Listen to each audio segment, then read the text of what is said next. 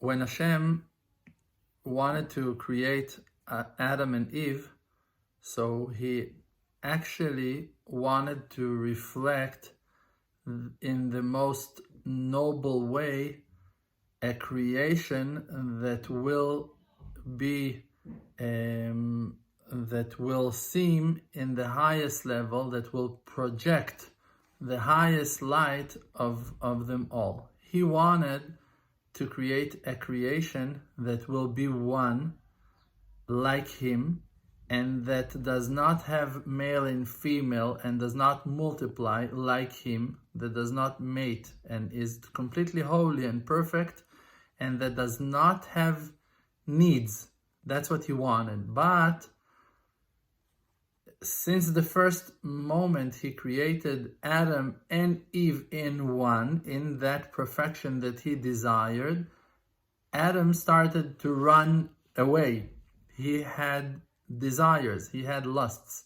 When the beautiful form of oneness, of godliness, got into physicality, even in the thinnest and most gentle and lovely and beautiful and pure and holy way, thin dress that was covering it, thin skin, tiny crust that was covering it, because it's written, kotnot or, that their fabrics, like their skin, was made out of light, not even leather. It was like super holy.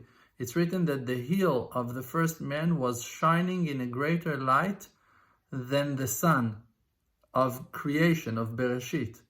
So Adam and Eve were like so pure and so holy and so magnificent, but still Adam started to run away.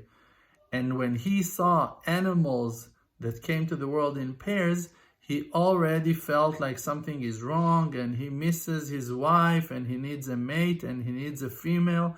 And he cried to Hashem that he was sad, and why all the animals have mates and he doesn't have. So Hashem realized there's no choice, no way, and had to cut him, to divide him, and brought a female from him, from his own feminine side, out to a form of a woman, and put her in his lap, and that's it. And they loved each other in a most wonderful way, but things kept on falling, and she went and had her thing with the snake, and he had his things with whatever external powers that were surrounding him, and men started to kill each other and rape each other and destroying each other until today. But the godly soul will always be the godly soul, means the soul of God, means that first complete reflection, just that it broke down to tiny pieces, and those are us. Now you have Kudsha Berichu Ushchinte. You have the male side, Akadosh Baruch Hu, and the Shechina Akdosha is the feminine entity, is the most like holiest side of the female side, so to speak, of the Creator. Now, for us, in reality, the thing is that actually the light of all men together is the light of Kudsha Berichu, and the light of all women together is the light of the Shechina Akdosha.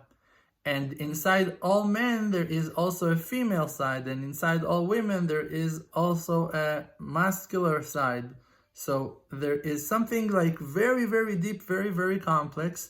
But if you look deep into yourself, what that you will find is that godliness that is treasured inside of you. Now, the main thing to understand is, okay, the beauty, okay, the light, but what with all the rapists? What with all the murderers? What with all the wicked women and evil and like lousy face of men and characters of evil dogs that are walking in the streets? Like, where HaKadosh Baruch Hu and the Shekhinah fit into that? So after the destruction, means after few destructions, after all aspects of destructions, it's written on Hashem himself, Vayit'atzev el libo, that Hashem himself felt to sadness, that Hashem himself has charon apo, anger, that Hashem himself has certain behaviors that are written on him, and it's like mind-blowing, it's hard to grasp and understand, that he fell like a drunk man on the ground, that he fell to deep sleep of over 70 years, that the Shekhinah is screaming, Kalani meroshi, Kalani mezro'i. Kalani means cursed me, means like hit me, like she's screaming, refusing to get any kinds of apologizing. She's not accepting, no apologizing. Me'anali nechem, and she's screaming, Hashem cursed me in my arm, Hashem cursed me. The pain of the Shekhinah is horrific. The Shekhinah is screaming, Kalani meroshi, Kalani mizro'i. He cursed me to my head, he cursed me to my arms, and me'anali nechem, she's refusing to get any kind of condolences. And now, take that reflection and understand that you're talking on the biggest thing of them all, like Hashem, okay? So like when Hashem refused to accept any apologies, and like when Hashem is sad, and when Hashem is depressed, and Hashem, like, boom, Hashem, like, Kudsha Brichu, Shchinte,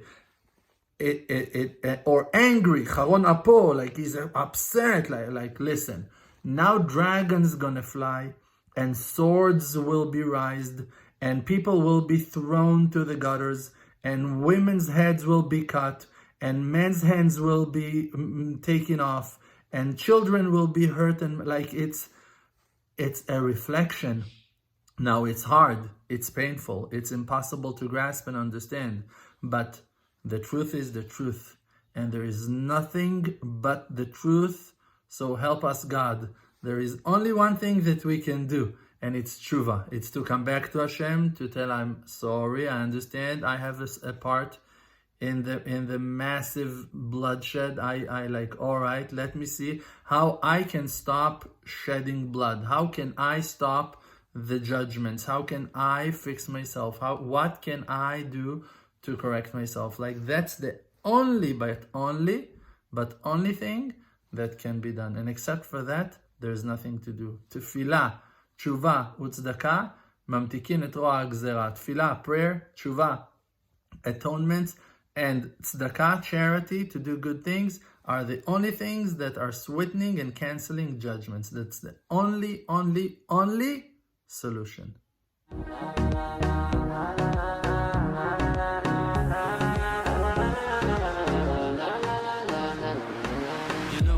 My name is RDMC with the Muna Project, all the nations with me. Close your eyes, just breathe, see the truth. Don't chase the fake world, don't buy the fake news. Be yourself, your own true self. Don't let no one take our natural wealth. See the good, no fear, no despair.